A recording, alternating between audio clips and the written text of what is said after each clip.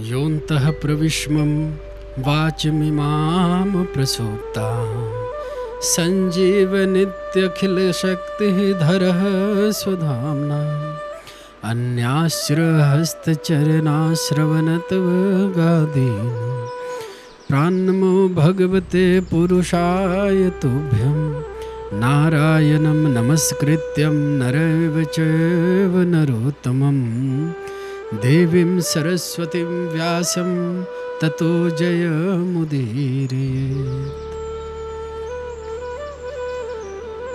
मूकं करोति वाचालं पङ्गुलङ्घ्यते गिरिं यत्कृपातमहं वन्दे परमानन्दमाधवम्। जन्माद्यस्य यतोऽन्वदाति तरत चार्थेष्वभिज्ञः स्वराट् तेने ब्रह्महृदयादिकवये मुह्यन्ते यत् सूरयः। तेजो वारिमृदां यथा विनिमयो यत्र त्रिसर्गो मृषा धाम्ना स्वेन सदा निरस्तकुहकं सत्यं परं धीमहि। धर्मः प्रोजितकैवतवेत्र परमो निर्मतसराणां सतां वेद्यं वास्तवमत्र वसदोषवदं तापत्रयोन्मूलनम्। श्रीमद्भागवते महामुनिकृते किं वा परैरीश्वरः सद्यो हृदयवरुध्यतेऽत्र कृतिभिः शुश्रूभिस्तत्क्षणात्। निगमकल्पतरोर्गलितं फलं शुकमुखादमृतद्रवसंयुतं पिबत भागवतं रसमालयं मुहुरहु रसिकाः भुवि भावुकाः। जय जय श्री राधारमण जय जय नवल किशोर जय गोपी चित चोर प्रभु जय जय माखन चोर जय जय माखन चोर जय जय माखन चोर। प्रेम से कहेंगे श्री राधे राधे राधे राधे। जोर से बोलना पड़ेगा राधे राधे। आप सभी कल चतुर्थ दिवस की कथा श्रवण किए। प्रभु की बड़ी ही सुंदर ठाकुर जी ब्रज में अनेक लीला कर रहे हैं। बाल लीलाओं में ठाकुर जी का कल आपने श्रवण किया कि तृणाव्रत नामक राक्षस प्रभु को वध करने के लिए कंस के द्वारा भेजा गया। प्रभु ने उस तृणाव्रत का भी उद्धार किया। आज प्रभु का नामाकरण संस्कार एवं माखन लीला की कथा हम आगे पंचम दिवसीय कथा में प्रवेश कर रहे हैं। आप सभी प्रेम से कथा का विशेष लाभ उठाएं, अवश्य सुने। श्री कृष्ण की यह कथा, श्रीमद् भागवत महापुराण की यह कथा अद्भुत, जिसे पूर्व काल में परमहंस संहिता के नाम से श्री वेदव्यास जी ने इसका निर्माण किए। आज कली काल में उसी परमहंस संहिता को हम सभी श्रीमद् भागवत महापुराण अथवा अमर कथा के रूप में, जो बाबा भोलेनाथ मैया पार्वती जी को अमरनाथ गुफा में जो सुना रहे थे कथा, वही कथा अमरनाथ की सुनाई हुई अमर कथा ही कलयुग में श्रीमद् भागवत महापुराण के रूप में हम सभी जीवों के परम कल्याण करने के लिए परम सौभाग्यमयी श्रीमद् भागवतम कथा प्रस्तुत है। आप सभी से पुनः निवेदन करूंगा कि आप सभी इस कथा का विशेष से विशेष श्रवण करें, अन्य सब परिवार को भी श्रवण कराएं, अपने जीवन को भक्तिमय करें एवं पूर्ण लाभ उठाएं इस कथा का। आगे हम सभी कथा प्रारंभ करते हैं। गर्गः पुरोहितो राजन यदुनाम सुमहातपा वज्र व्रजम जमावनंदस्य वसुदेव प्रवेदितः। मथुरा में एक एक दिन वसुदेव गिन रहे हैं। आज हमारे कन्हैया को पूरो 1 साल है गयो, भगवान जाने उसका क्या नाम रखे होंगे। अपने कुल पुरोहित गर्गाचार्य के पास एकांत में वसुदेव जी आकर कहते हैं, महाराज आप हमारे राज पुरोहित हैं, कुल पुरोहित हैं। मेरी हार्दिक यही इच्छा है कि आप अपने मुखारविंद से मेरे पुत्र का जाकर नामकरण करें। आपकी मेरे कुल पर बड़ी कृपा होगी महाराज। गर्गाचार्य जी को इस प्रकार श्री वसुदेव जी कहते हैं। गर्ग जी तैयार हो गए और चल दिए। पैदल पैदल नंद भवन में आए। गर्गाचार्य जी ने जब परिचय दिया नंद बाबा से, बड़े प्रसन्न हुए, बड़ा स्वागत करने लगे। और नंद बाबा बोले, महाराज मैं आपसे एक प्रश्न करना चाहता हूँ। महाराज मेरे घर में 2 बालक हैं, एक रोहिणी का पुत्र है तो एक यशोदा का पुत्र है, परंतु मैंने अनुभव किया है जब से मेरे बेटा हुआ है तब से घर में कोई ना कोई उपद्रव रोज होते हैं। आप तो प्रकांड ज्योतिषी हो, ग्रह दशा देखकर बताओ कौन सा ग्रह शांति कराना चाहिए। गर्गाचार्य जी बोले, अच्छा नंद जी बताओ तुम्हारे छोरा का नाम क्या है। नंद बाबा जी कहें, अरे राम राम, मैं तो इसका नाम ही रखना भूल गया। अभी तक तो अपने छोरा को नाम ही नहीं रखे। गर्गाचार्य जी हंसने लगे, साल भर का छोरा है गयो, अभी तक तैने इसके नाम ही नहीं रखो। नंद बाबा जी ने कहा, अब आप ही आ गए, आप ही अपने ही मुख से इसका नामकरण संस्कार कर दीजिए। महाराज गर्गाचार्य जी ने कहा, ठीक है ले आओ। अपने दोनों बेटों को नंद बाबा भीतर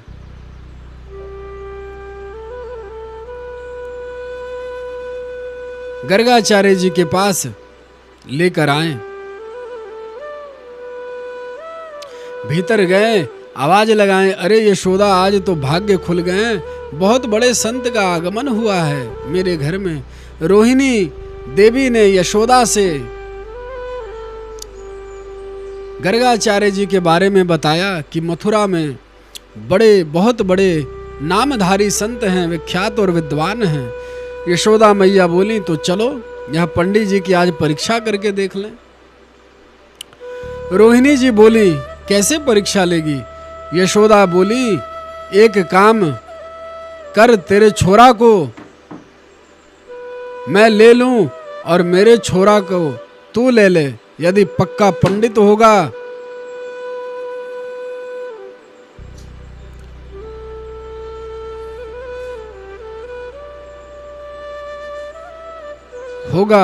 तो बता देगा कौन किसका छोरा है, और ना बता पाए तो समझ लो कि कोई पाखंडी ठगिया है। दोनों माताएं अदला बदली करके अपने छोराओं को गर्गाचार्य जी के समक्ष ले आई। मैया यशोदा के जो छोरा हैं वो गोद में श्री रोहिणी जी ले लिए, एवं रोहिणी जी को जो पुत्र हैं वो माता यशोदा अपनी गोद में ले लियो। इस प्रकार दोनों पुत्र की अदला बदली कर ली। दोनों माताएं अदला बदली करके अपने छोराओं को गर्गाचार्य के सामने ले गई और दंडवत करके बैठ गई।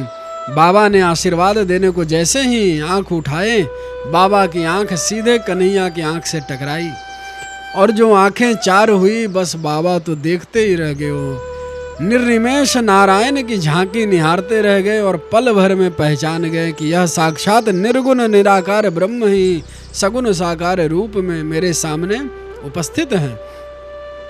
अब तो बाबा की पलकें गिरना बंद, आंखें खुली की खुली रह गई, बाबा की लग गई समाधि। दोनों माताएं सामने बैठी हैं। अभी यशोदा को लगा, महाराज मेरे छोरा की भाग्य रेखा कुछ देख रहे होंगे।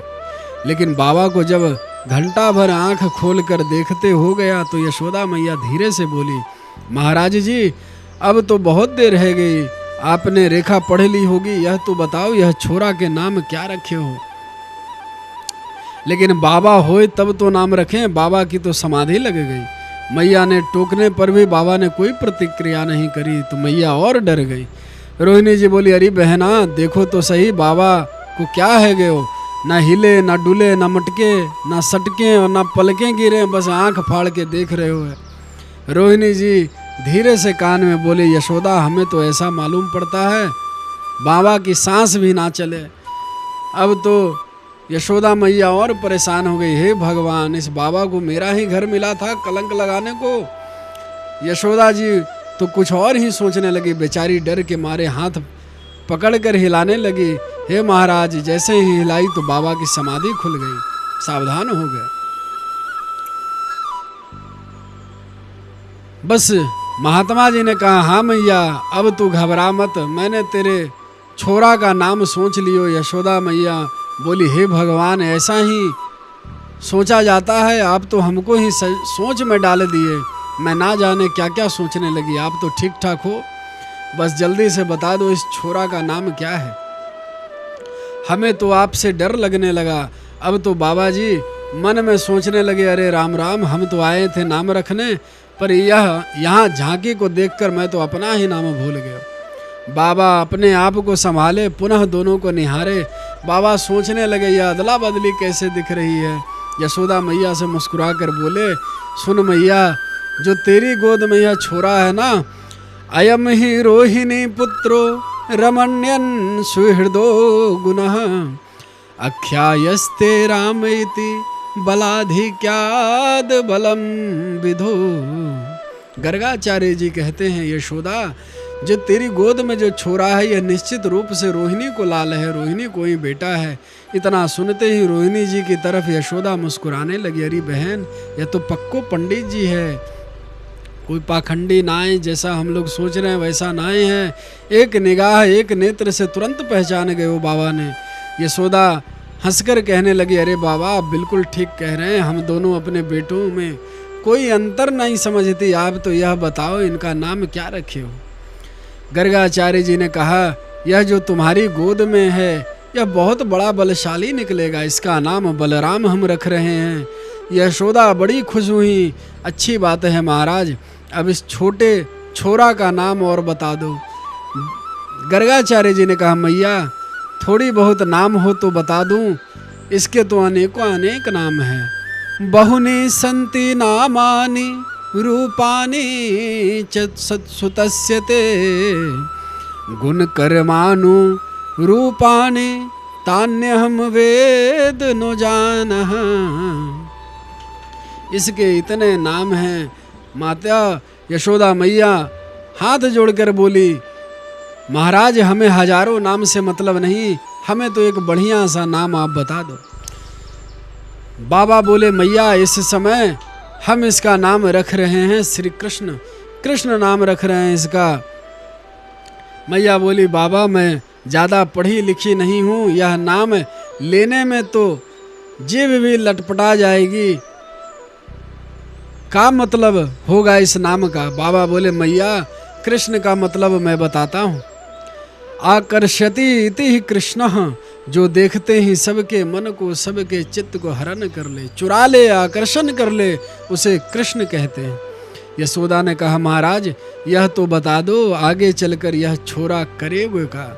बाबा गर्गाचार्य बोले, आगे चलकर यह तो एक नंबर का चोर बनेगा। यशोदा ने कहा, हे भगवान यह क्या कह रहे हो महाराज। बाबा ने कहा, बिल्कुल सत्य कह रहा हूँ, इसके ग्रह दशा यही बता रहे हैं। और हाँ, छोटा मोटा चोर नहीं होगा, चोरों का सरदार होगा, चोराग्रगण्यम। मैया ने कहा, अच्छा तो यह बाबा यह बताओ किस किस चीज की यह चोरी करेगा। गर्गाचार्य जी कहते हैं, व्रजे वसंतम नवनीत चौरम गोपांगनानां च दुकूल चौरम अनेक जन्मार्जे तत्पाप चौरम चौराग्रगण्यम पुरुषम नमामि। गर्गाचार्य जी ने कहा, यशोदा तेरो छोरा माखन मिश्री चुराएगो, गोपियों को चीर चुराएगो, और जो इसके सामने आ जाए उसके जन्म जन्मांतर को पाप को हरण कर लेगो, निपुण होगा, पापों को हरण करने में तेरे लाल निपुण है जावेगो। यशोदा मैया प्रणाम करके श्री गर्गाचार्य जी को भीतर चली गई और मैया कहने लगी रोहिणी से, अरे बहना, यह बाबा जी नाम रखे, मेरी तो समझ में नहीं आया, इसलिए मैंने नाम कुछ और सोच लिया।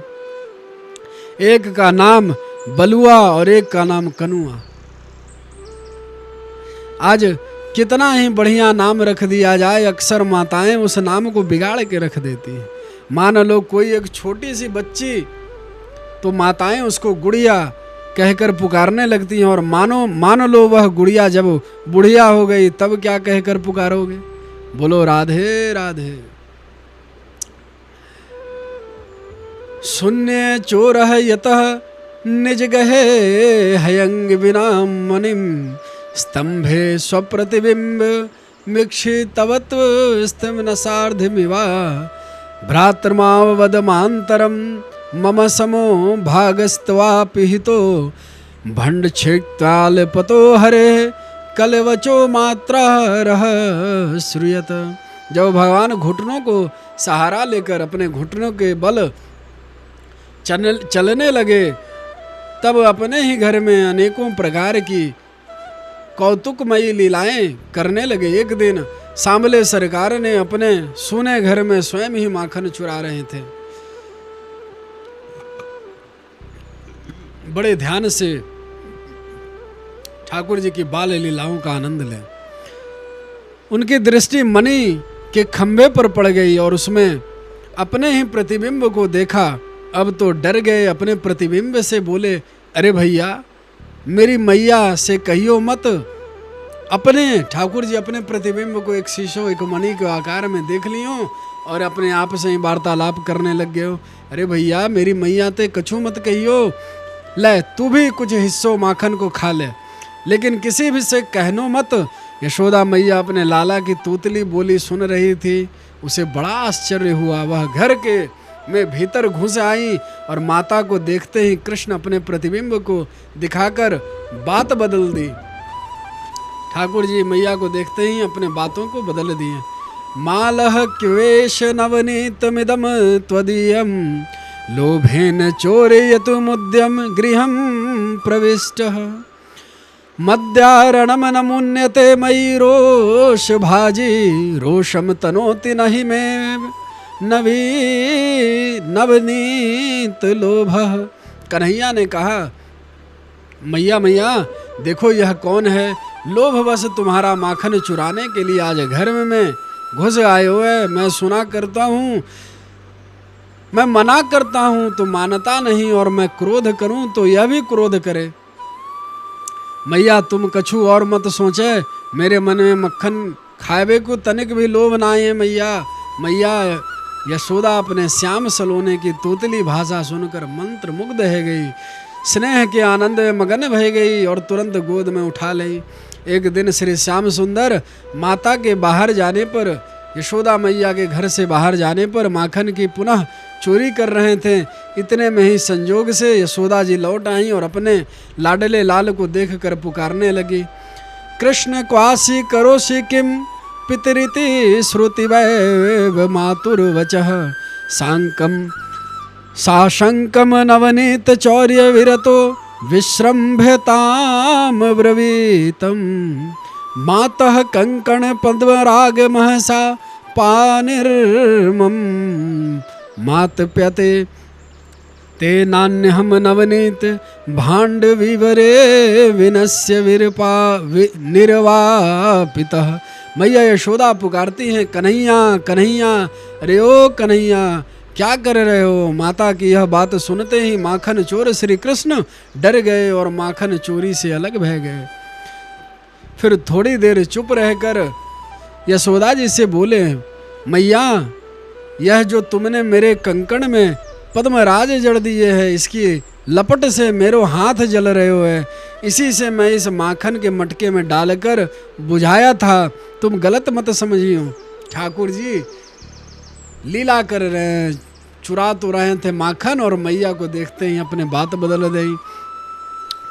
कन्हैया की तोतली बोली सुनकर मैया प्रसन्न है गई और अपने कन्हैया को उठाकर गोद में बैठाकर प्यार दुलार करने लगी।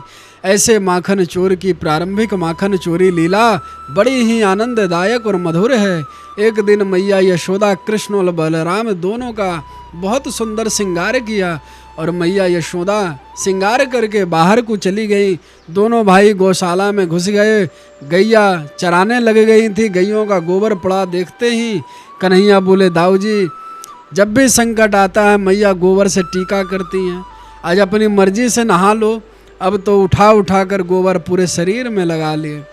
1 मिनट में दोनों भैया गोबर पूरे शरीर में लपेटकर मैया यशोदा नूपुर की आवाज़ सुनी कि छोरा कहाँ गए। जाकर गौशाला में देखा, हे भगवान, पकड़कर कन्हैया के हाथ मैया डांटने लगी, क्यों रे दारी के, क्यों रे कनुआ पूर्व जन्म के, तो सुअर है का, थोड़ी निगाह हटी नहीं कि कीचड़ में लौटने लगे गए हो सुअर की तरह। मैया डांट रही कन्हैया को और कन्हैया हंस रहे। कन्हैया दाऊ जी की ओर देखकर आंखों से इशारा करने लगे, देखो दाऊ जी मैया ने मुझे पहचान ली, मैं पूर्व जन्म को सुअर हूँ, तो हूँ ही सबसे पहला अवतार भगवान का वाराह रूप में प्रकट हुआ। भगवान श्री कृष्ण खुश हो रहे हैं मैया की फटकार पर, कभी कीचड़ में कभी गोबर में डोलते हैं, लिपटते हैं। धीरे धीरे मैया दोनों को उंगली पकड़ के चलना सिखा रही है। पाँव में नूपुर चलते समय झंकार करते हैं, बड़ी प्यारी लगती है झंकार, झांकी लगती है कन्हैया को। ब्रज की गोपियाँ बारंबार देखवे को निछावर हो रही है। एक दिन भगवान विचार करते हैं, ब्रज की गोपियों रोज मेरे यहाँ छुप छुप कर मेरा दर्शन करने आती हैं, क्यों न इनका मनोरथ पूर्ण करने के लिए इनके घर में चले। अब उनके यहाँ जाने के लिए कोई न कोई बहाना चाहिए। तो भगवान क्या बहाना किए, छोटे छोटे ग्वालों को इकट्ठा किए। कन्हैया बोले, मित्रों आज हम लोग कुछ नया खेल खेलेगे हैं। ग्वालों ने कहा, कन्हैया बता कौन सा खेल खेलेगे। कन्हैया बोले, चलो आज चोरी खेलें। ग्वालों ने कहा, अरे कन्हैया यह कोई खेल है का, मैया सुनेगी तो ऐसी पिटाई करेगी कि छठी का दूध याद आ जाएगा। कन्हैया बोले, हम कोई रुपए पैसे की चोरी थोड़े करने को कह रहे हैं, तो काहे की चोरी करेंगे भैया। कन्हैया ने कहा, माखन की चोरी करके खाएंगे। ग्वाले बोले, तेरे घर में भूखमरी पड़ी क्या तेरी मैया तेरे को माखन नहीं खिलाती जो दूसरों के घर में चोरी करके खाएगा तू। इतने बड़े बाप का बेटा होकर चोरी करेगा। कन्हैया ने कहा, देखो मेरे घर में कछु कमी नहीं है माखन मिश्री की, दूध की, दही की, लेकिन इस श्रीदामा को देखो, मधुमंगल को देखो, सब के सब बेचारे 1.5 हड्डी के हो चुके हैं।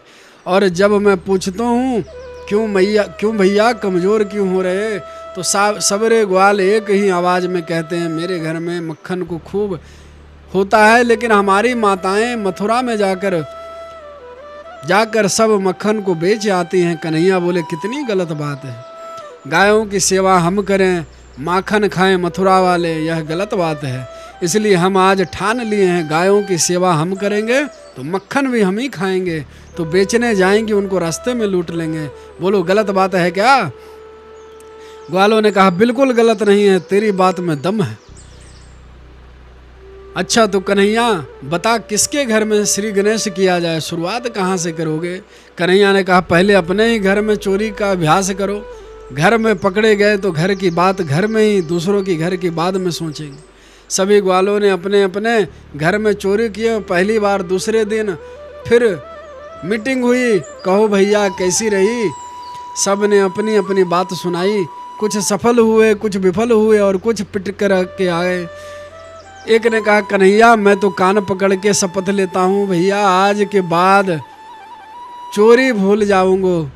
कन्हैया बोले, क्या हुआ भैया। अरे लाला, चोरी करते करते मैया ने देख ली, तो उसी समय ऐसी पिटाई करी भैया, देख ले तू, पीठ का हाल, चोरी करनो बहुत गलत बात है भैया। कन्हैया बोले अरे पहली बार चोरी करी और पिट के चले आए, तेरे से चोरी भी करते नहीं बनता। ग्वालों ने कहा अरे लाला, हमारे बाप दादा कभी चोरी नहीं सिखाए, अब तू ही सिखा। कन्हैया बोले अच्छा यह बात है, चलो आज से हम ही प्रशिक्षण प्रारंभ करते हैं, एक मंडली बनाओ, मैं सभी को सिखाऊंगा। एक ने कहा कन्हैया अपनी मंडली का नाम क्या होगा? कन्हैया ने कहा अपनी मंडली का नाम गोपाल चोर विद्या प्रचार मंडल होगा।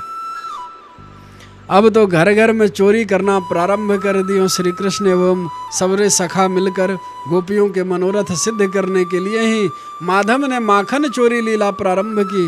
गोपियों को जब भी दर्शन करने की उमंग उठती है तभी शिकायत के बहाने चली आती हैं, और यदि कदाचित पूरा दिन बीत जाए और कन्हैया के दर्शन नहीं हुए तो सारी गोपियाँ इकट्ठी होती हैं, बहन आज कन्हैया का दर्शन नहीं हुआ, चलो शिकायत करने के बहाने दर्शन तो कर लें। गोपियाँ इकट्ठा होकर यशोदा के घर आकर आवाज़ लगाती हैं, अरे वो यशोदा मैया, अरे वो बहन बाहर निकलो मैया। यशोदा कहती हैं अरे आओ आओ बहनों, आज कैसे आगमन हुआ सभी का, मैंने तो कोई बुलावा नहीं भेजा। गोपियाँ बोली मैं तेरे लाला का गीत गाने नहीं आई, मैं आज उसकी करामात सुनाने आई हूँ। हम लोगों के नाक में दम करे रखे हो तेरे लाला ने पूरो घर में। यशोदा ने कहा अरे बहनाओं, मेरा लाला ने ऐसा कहा कर दियो। गोपियाँ बोली देख यशोदा, हम कोई चुगलखोरी नहीं करवे आई, किसी के पीठ पीछे उसकी चुगली करके भाग जाएं। अब जो भी शिकायत होगी वह तेरे छोरा के मुंह पे ही करेंगी। अब गोपियाँ तो प्लान बना कर आई, पूरी प्लान है महाराज कि आज तो ठाकुर जी को दर्शन करवे को हैं, तो गोपियाँ ठाकुर जी को बुला रही हैं कि उनके मुंह पे ही उनकी शिकायत करूं। निकाल अपने छोरा को, कहाँ छिपा रखी है? मैया यशोदा आवाज लगाती अरे बेटा कनुआ, सोई भीतर से दौड़े दौड़े आ गए। हाँ मैया क्या बात है? मैया ने कहा अरे लाला, आज तो सब की सब गोपियाँ बड़ी शिकायत कर रही हैं, तेरी शिकायत का नाम सुनते ही गाल फुला के मुंह लटका के बैठ गए, ऐसी सूरत बना लिए कि लाला को देखते ही मैया को दया आ गई। अरे मेरा छोटा सा भोला सा छोरा, ये बेचारा का तंग करेगा। अच्छा बहन बताओ, यह खड़ा है तुम्हारे सामने। अब सब प्रेम से लाला की झांकी देख रही हैं और आपस में कह रही हैं करो शिकायत कुछ। अब एक गोपी शिकायत के बहाने यशोदा को उलझा लेती हैं, बाकी सभी प्रभु की झांकी का आनंद लेती हैं। जब शिकायतें पूरी हो जाएं तो दूसरी का नंबर आ जाता है, और शिकायतें भी क्या करती हैं ध्यान से सुनो। वतसान मुच्चान क्वचिद समय कोशान सजाता सह सेतयम स्वादत्य दधिपय कल्पति तहेस्ते ज्ञोगः मरकान भोक्षयन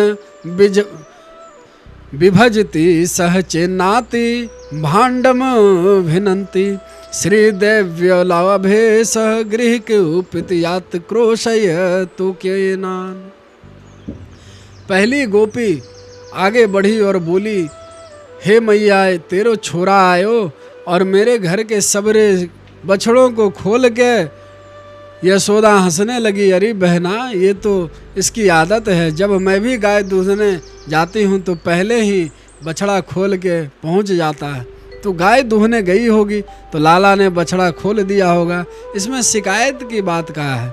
गोपी ने कहा ऐसी बात नहीं है मैया, क्वचित समय, दूध दूहने का कोई समय जब ना हो तब खोल के भाग जाता है तेरा छोरा, और जब मैं गाय दूहने जाती हूँ इससे कहती हूँ अरे लाला तनिक बछड़े खोल दो, तब जानती हो आंख दिखाकर कहने लगता है तूने क्या नौकर बना रखा है, अब तू ही बता। जब मैं कहती हूँ तब तो खोलता नहीं, अपनी मर्जी से चाहे जब खोल के भाग जाता। यशोदा ने कहा देख बहन, यह केवल मेरा ही नहीं तुम सबका कन्हैया है, तुम सबका अधिकार है, थोड़ी पकड़ कर डांट फटकार दिया करो।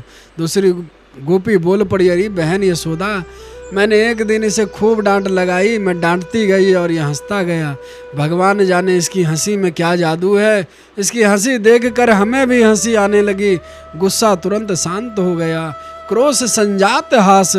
यशोदा ने कहा तो फिर एक काम कर, जब मेरा लाला तेरे घर में जाए तो तुम इसे बैठाकर खूब माखन खिला दिया कर प्यार से, तब परेशान नहीं करोगे, और जितना खा लेगो दुगना हमारे घर से ले लिया जाए करो। तब एक गोपी आगे बढ़कर बोली, अरे यशोदा, ये छोरा जितना भी माखन खा जाए मैं तेरे से हिसाब लेने वाली नहीं। हमने मना कब की, पर एक दिन मैंने बुलाकर इसको बैठाई और बोली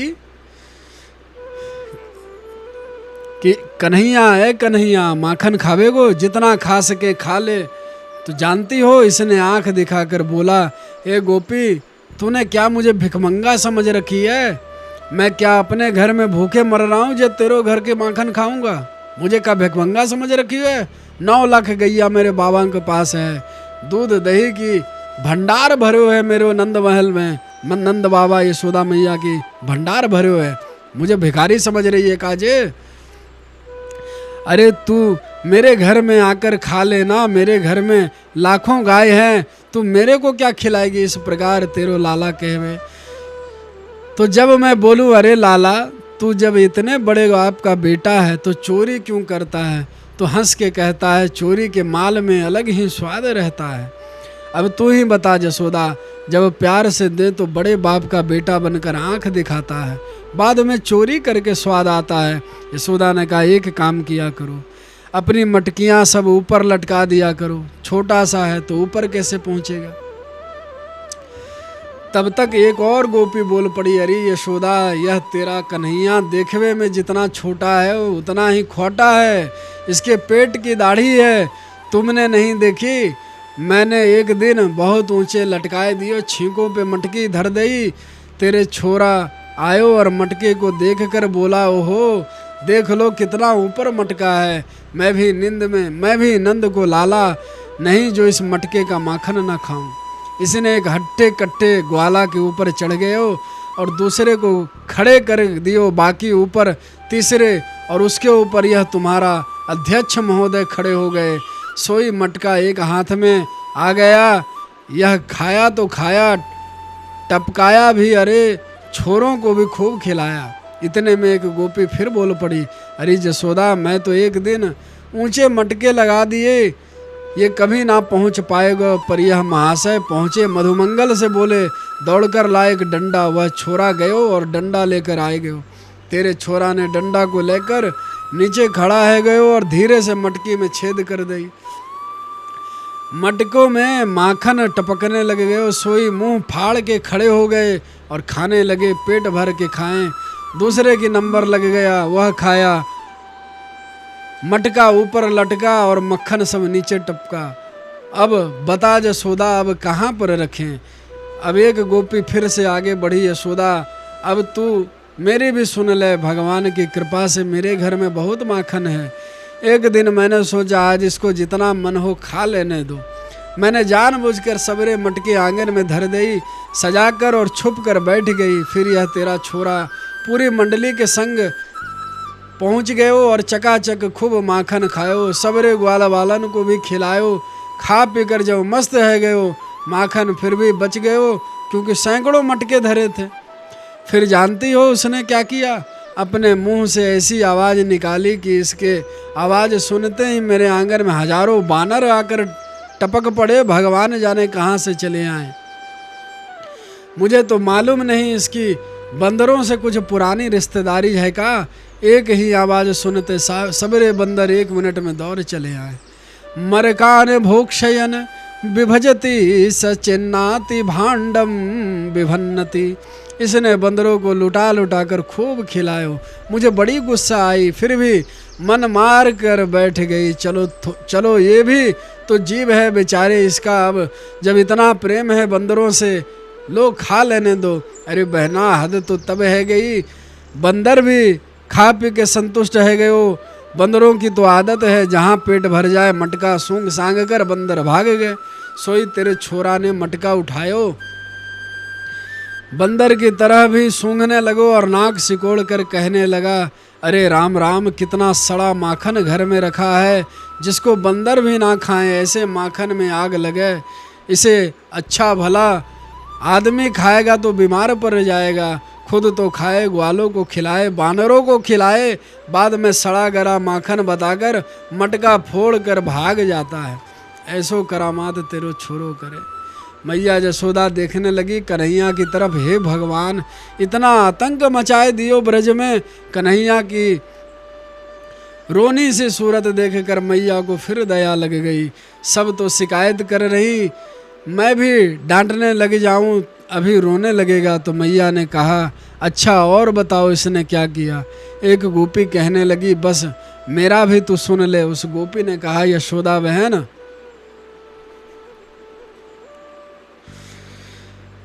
मैं बहुत गरीब घराने की हूँ, मेरे में गायें हैं ना दूध है, लेकिन इसने धोखे से भगवान जाने कहाँ से मेरे घर में घुस गया, घर का कोना कोना छान मारा, खाने पीने को कुछ मिला नहीं।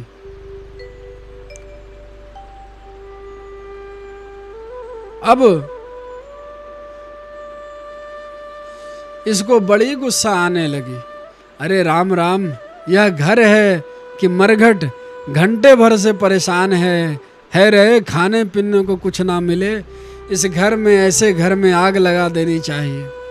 फिर भी इसका गुस्सा ठंडा नहीं हुआ। अंत में इसने काकियो बहन एक कमरा में घुस गया, खाने पीने को तो कुछ नहीं मिला। मेरी बड़ी बेटी खर्राटे मार के सो रही थी, इसने क्या किया, उसकी चुटिया नीचे लटक रही थी, तो इस नटखट ने क्या किया, सोती हुई उस मेरी बिटिया की चुटिया को पकड़कर खटिया के पटिया में बांध दी। अब बेचारी छोरी के होश तो था नहीं, सो रही थी। इसने जाकर उसके कान में बोला हौवा, और फिर भाग गए। और छोरी तो हौवा को नाम सुनते इतने ही हड़बड़ा गई, और जैसे ही खड़ी भई सो उसकी चुटिया तनी उसने समझी हौवा ने पकड़ ली। और चिल्लाने लगी, मैया दौड़ के आओ, हौवा घुस गए हो, हमें पकड़ लियो, बचाओ, मेरे तो प्राण सूख गई। दौड़ी दौड़ी भागी छोरी के कमरों में गई, तब तक तेरा छोरा भागते दिख गया। और मैं समझ गई कि या कारे कनुआ की करतूत है कछु। अरे यशोदा, जिस घर में मक्खन होता है वहाँ भी परेशान करे, और नहीं होता है वहाँ भी परेशान करे। नाक में दम कर रखा है तेरे छोरा ने। मैया यशोदा सोचने लगी, हे भगवान, इतना नटखट हो गया, इतना नटखट हो चुका, मन में मुस्कुरा भी रही है।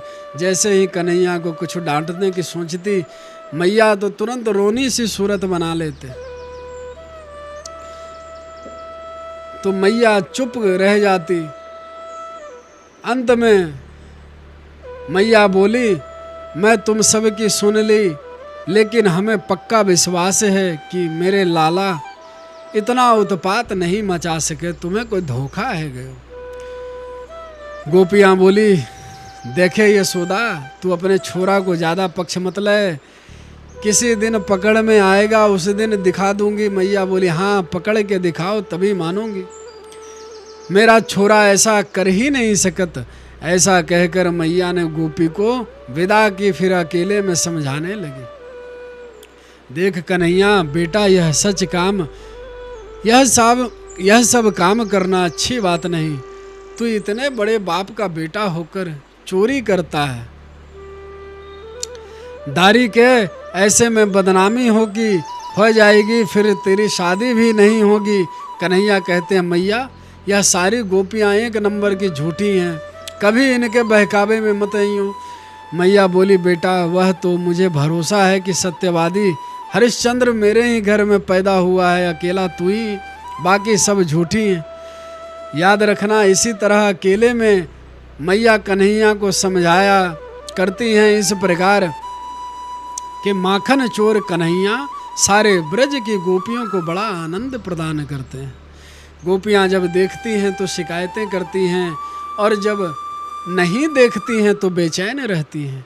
कभी अपने घर में गोपियाँ दही मंथन कर रही हैं, उस समय याद करती हैं कन्हैया को। जिस दिन कन्हैया दिखते नहीं उस दिन गोपियाँ बेचैन हो जाती हैं।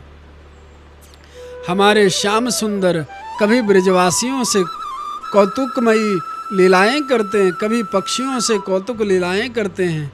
काग भुसुंडी जी भी आए, बोले प्रभु हमें आपका जूठन चाहिए, क्योंकि रामावतार से आपका जूठा खाने की आदत पड़ गई है। भगवान कृष्ण ने कहा, अरे भैया रामावतार की बात छोड़ो, इस अवतार में तो हम स्वयं चोरी करके खाते हैं, तो तुम्हें कहाँ से देंगे।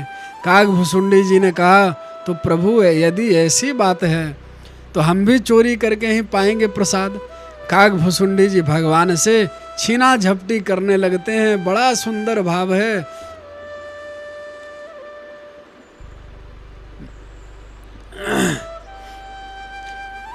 एकदा गृहदासीषु यशोदानंद गेहिनी कर्मांतर नियुक्तासु निर्मंथ स्वयं दधी समया तो दुःखमखग में लीले यनियानिनिम गीतानि उदाल चरितानि च दधि निर्मंथन काली रमंती तान्य गायत। एक बार दीपावली का दिन था। यशोदा ने घर के दास दासियों को काम में लगाकर स्वयं विचार करती हैं कि मेरा लाला जगते ही माखन मांगेगा, इसीलिए निर्मनमंथ स्वयं दधी, अपने लाला के लिए फटाफट दही, सद दही, ताजी दही स्वयं मंथन करने लगी। मंथन करती जा रही हैं, अपने कन्हैया के गीत गुनगुनाती जा रही हैं। अब कन्हैया की नींद खुली, जागते ही मथनी पकड़े, मैया भूख लगी है, जल्दी से कुछ खिला। मैया बोली, बेटा अभी तो ताज़ा माखन निकाला नहीं, तेरे को भूख लगी है। मैया ने लाला को गोद में लेकर अपने ही स्तन पान कराने लगी। मैया का दूध पीते पीते कन्हैया अचानक बोले, मैया एक बात पूछूं। यशोदा ने कहा, हाँ बेटा पूछ। कन्हैया ने कहा, मैया बस इतना बता दे, तेरे को दूध माखन मिश्री माखन दूध ज़्यादा प्रिय है कि पूत या मैं प्रिय हूँ। यशोदा बड़ी जोर से हंसी, अरे बेटा जे कोई पूछवे की बात है, मोए तो तू ही प्रिय लगे, दही दूध मुझे कहाँ प्रिय लगे, तेरे सामने दूध दही क्या चीज़ है। कन्हैया बड़े प्रसन्न, मेरी मैया मेरे से बड़ा प्रेम करती है। इतने में मैया की दृष्टि आग पर रखे दूध पर पड़ी, एकदम दूध का उफना गया। उफनते दूध को देखा और कहती हैं, अरे लाला मेरा दूर तो गया। मैया ने उठाकर कन्हैया को जमीन पर रख दियो, तुरंत भागी दूध उतारने को। अब तो कन्हैया का मुंह फूल गया, सोचने लगे, अभी कह रही थी मैं ही बड़ो हूँ, दूध दही कहाँ प्रिय, 1 मिनट में ही मुझे धरती पे पटक दियो। अब तो कन्हैया को क्रोध आ गए, उठकर एक बड़े से डंडे, जितने आंगन में माट मटकियाँ रखी थी सबको धमाधम सारे मटके फोड़ दिए। दूध दही की कीच मच गई, पूरे नंद भवन में, नंदगाम में दूध दही की कीच है गई। अब तो कन्हैया आंखें मल मल के रोने लगे, आज मैया जरूर मारेगी। तो बंदरों को बुला बुला कर खिलाने लगे। मैया ने दूध दही उतारे और धम धम की आवाज़ सुनकर तुरंत भागी। का बात है गयो, का गिर गयो। जो आंगन का नज़ारा देखा तो सबरे मटके फूटे पड़े। यशोदा समझ गई, अरे राम राम, अभी तक मेरे को विश्वास नहीं होता था गोपियाँ की शिकायत पर, लेकिन आज तो पक्का विश्वास है गयो। देखो तो जय छोरा ने मेरे ही घर में दूध दही दहिया सास के जमाने के सारे मटके इसने ठिकाने लगा दिए। आज मैं छोड़ने वाली नहीं, इसकी आदत बिगड़ती जा रही है। यशोदा ने डंडा उठाया कन्हैया को पकड़ने को, जो आगे बढ़ी, कन्हैया ने मैया के हाथ में डंडा देखते ही भाग दिए। अब आगे आगे कन्हैया, पीछे पीछे यशोदा मैया पीछा कर रही हैं। सुखदेव जी कहते हैं, परीक्षित कर लो दर्शन, ऐसे भाग्य कभी नहीं मिलते। यशोदा पीछे पीछे भागती हुई, पर कन्हैया पकड़े में नहीं आए। भागते भागते मैया खूब थक गई। मैया लाठी लेकर बैठ गई और कहने लगी, देख लाल, पकड़ में आ जा, नहीं तो बहुत मारूंगी मैं। कन्हैया बोले तू मारेगी इसलिए तो भाग रहा हूँ। मैया बोली, नहीं बेटा, तू राजी खुशी मेरे पास आ जा तो मैं मारूंगी नहीं। कन्हैया बोले, मैया तो क्या करेगी? मैया बोली, बेटा तेरी पूजा करूंगी, आज तेरी जम के आरती में उतारूंगी। कन्हैया ने कहा, फिर लाठी काहे को ली है? मैया बोली, अरे बेटा यह बुढ़ापे में तो सबको ही लेनी पड़े हैं। अरे मेरी लाठी तो तू है, ले मैं फेंक दी। मैया यशोदा ने लाठी फेंक दी। मैया ने जैसे ही छड़ी फेंकी, कन्हैया दौड़ के आ गए। कन्हैया कहते हैं, देख मैया पूजा मेरी अच्छी ढंग से करियो, बेचारे समझ में नहीं आए, पूजा कराने चले आए। जैसे ही मैया के पास आए, यशोदा ने तुरंत पकड़ डाली, दारी के तू तो घर चल, ऐसी जम के पूजा करूँगी कि छठी का दूध याद आ जावेगो। मुझे बुढ़ापे में इतना दौड़ाया। अब मैया लाठी दिखाने लगी, कन्हैया रोने लगे। मैया ने जो मोटा मोटा काजल लगाया वो सबरे काजल लगी आँख का ऐसा नीचे की पूरा काजल गाल में फैल गया। जगन्नाथ भगवान जैसे काली काली आंखें है गई।